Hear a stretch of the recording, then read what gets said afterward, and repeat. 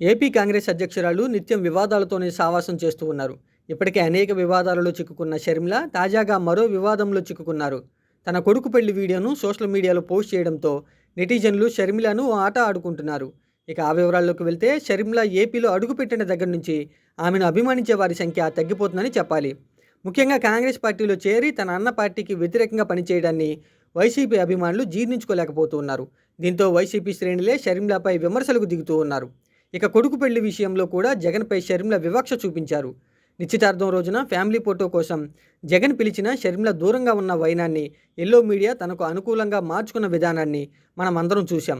ఇక వైఎస్ కుటుంబానికి బద్ధ శత్రువులతో షర్మిల చేతులు కలపడం చారిత్రక తప్పిదమని చెప్పాలి. తాజాగా కొడుకు పెళ్లి వీడియోను సోషల్ మీడియాలో షేర్ చేసి ఓట్ బ్యాంక్ రాజకీయాలకు షర్మిల తెరలేపారు. రాజారెడ్డి, అట్లూరి ప్రియాల వివాహ వేడుకకు సంబంధించి ట్విట్టర్ వేదికగా షర్మిల ఒక ఆసక్తికరమైన పోస్ట్ పెట్టారు. క్రిస్టియన్ పద్ధతిలో పెళ్లి, తరువాత తెలుగు స్టైల్లో తలంబ్రాల దృశ్యం అంటూ ఆమె చేసిన పోస్టు ప్రస్తుతం వైరల్ అవుతూ ఉంది. అయితే ఈ వీడియోపై భిన్నాభిప్రాయాలు వ్యక్తమవుతూ ఉన్నాయి. క్రిస్టియన్ పద్ధతిలో పెళ్లి చేసి మళ్ళీ హిందూ పద్ధతిలో తలంబ్రాలు పోయడం దేనికి అని షర్మిలను నెటిజన్లు ప్రశ్నిస్తూ ఉన్నారు. కేవలం ఓట్ బ్యాంక్ రాజకీయాల కోసమే ఈ తరహా తంతు చేసినట్లుగా పలువురు అభిప్రాయాలు వ్యక్తం చేస్తూ ఉన్నారు.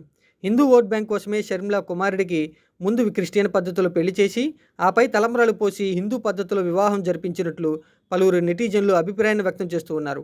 సీఎం జగన్ సోదరి షర్మిల కుమారుడి వివాహ రిసెప్షన్ వేడుకకు కూడా దూరంగా ఉన్నారు.